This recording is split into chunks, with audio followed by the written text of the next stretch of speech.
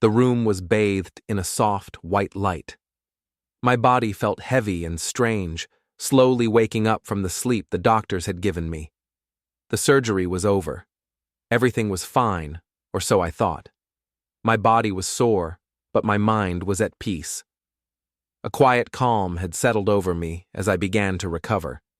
My phone, which had been silent for hours, suddenly lit up on the small table beside me.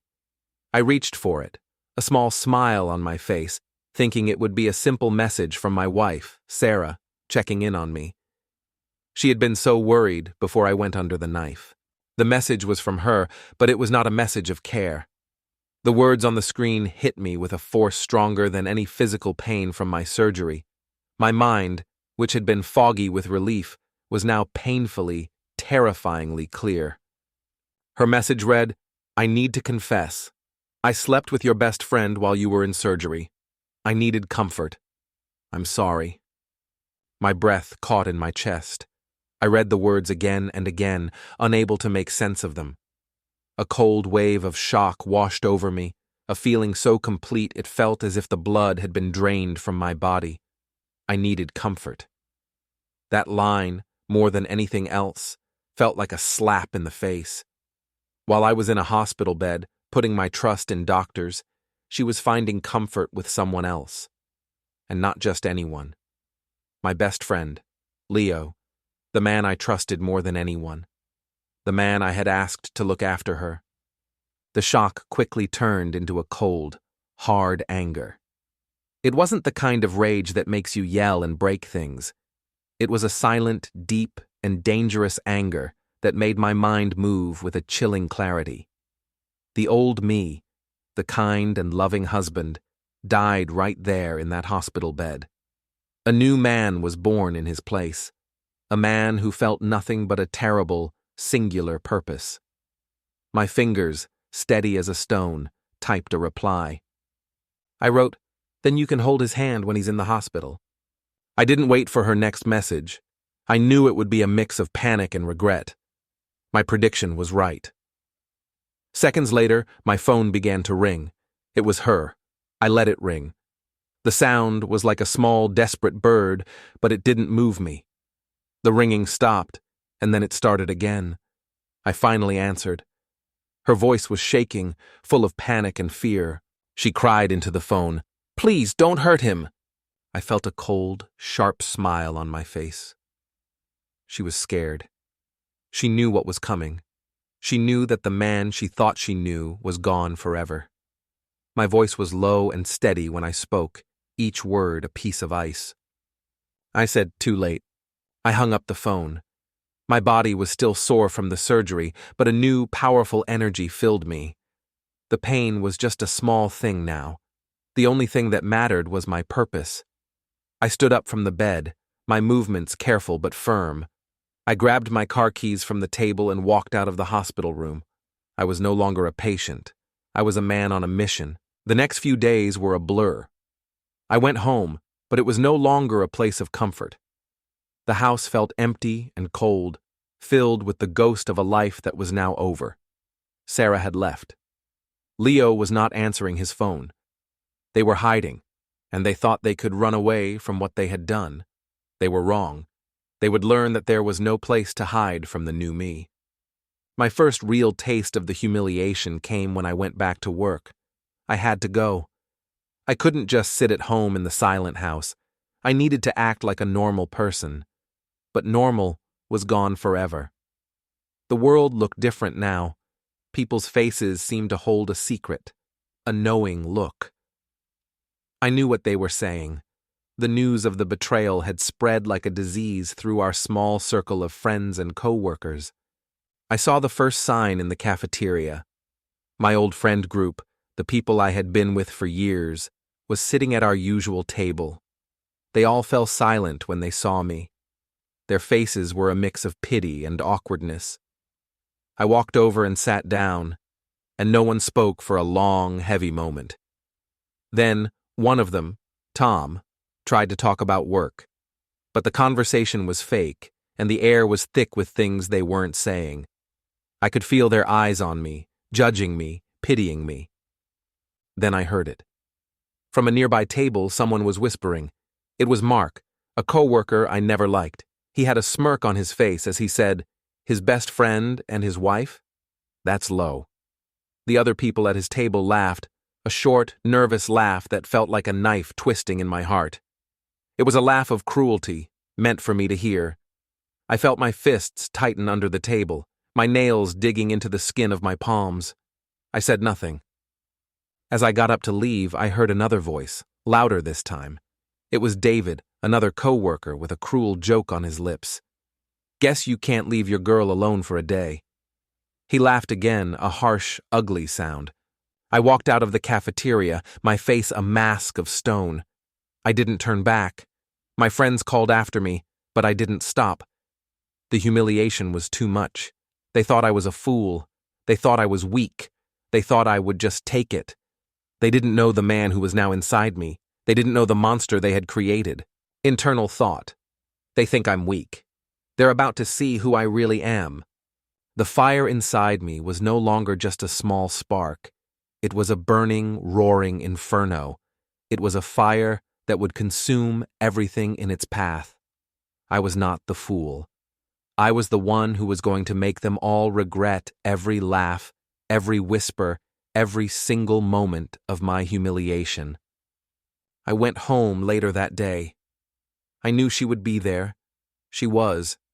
She was waiting for me in the kitchen, a place that used to be full of life and love, but now felt cold and dead.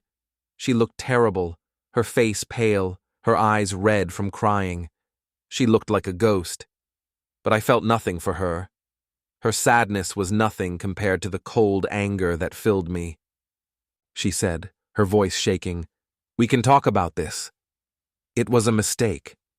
I walked past her to the refrigerator and got a glass of water. I didn't want to talk. I didn't want to hear her lies. I didn't want to hear her excuses.